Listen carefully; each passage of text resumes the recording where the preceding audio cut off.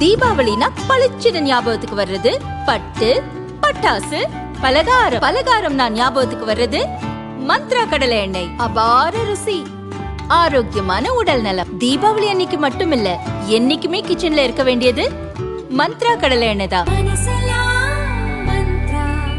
Welcome to Ratna Fan House Sparkling New Year Sale. December 31 முதல் ஜனவரி 4 வரை 5 நாட்களுக்கு மட்டுமே. Sparkling New Year Sale. Ratna fan house, Rajabadar street, T Nagar. Puducherry Mettupalayam தொழிற்பேட்டையில் போலி மருந்து மாத்திரைகள் தயாரிக்கும் தொழிற்சாலை செயல்படுவதை கடந்த செப்டம்பரில் மருந்து கட்டுப்பாடு துறை அதிகாரிகள் கண்டுபிடித்தனர்.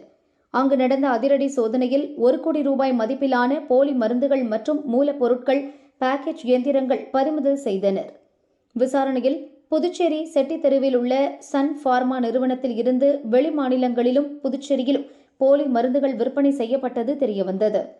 இது தொடர்பாக புதுச்சேரி சிபிசிஐடி போலீசார் வழக்கு பதிவு செய்து போலி மருந்து கம்பெனி உரிமையாளர் ராஜா என்கிற வள்ளியப்பன், ஆளும் என்ஆர் காங்கிரஸ் கட்சியை சேர்ந்த அரியாங்குப்பம் மணிகண்டன் உட்பட 26 பேரை கைது செய்தனர். இதன் தொடர்ச்சியாக திருபுவனை, மேட்டுப்பாளையம் முதலான இடங்களில் இருந்த குடோன்களில் நடந்த சோதனைகளில் 100 கோடி ரூபாய்க்கும் அதிகமான போலி மருந்துகளும் பறிமுதல் செய்யப்பட்டன. கைதான ராஜாவுக்கு ஜிஎஸ்டி தாக்கல் செய்வதில் மோசடியாக உதவி செய்த முன்னாள் ஐஎஃப்எஸ் அதிகாரி சத்தியமூர்த்தியும் கைது செய்யப்பட்டார். ராஜாவுக்கு உதவி செய்த ஆளும் கட்சி அரசியல்வாதிகள், அதிகாரிகள் என 60 பேர் கொண்ட பட்டியலை சிபிசிஐடி போலீசார் தயாரித்தனர். போலி மருந்து தயாரிப்பில் பல 100 கோடி ரூபாய் பண மோசடி நடந்திருப்பதாக எதிர்க்கட்சிகள் குற்றம் சாட்டின. சிபிஐ விசாரணைக்கும் வலியுறுத்தின. புதுச்சேரி கவர்னர் கைலாஷ்நாதன் இது பற்றி சிபிஐ விசாரிக்க கடந்த டிசம்பர் 22 மத்திய அரசுக்கு பரிந்துரை செய்தார். மத்திய உள்துறை அமைச்சகமும் சிபிஐ விசாரணைக்கு உடனடியாக உத்தரவிட்டது.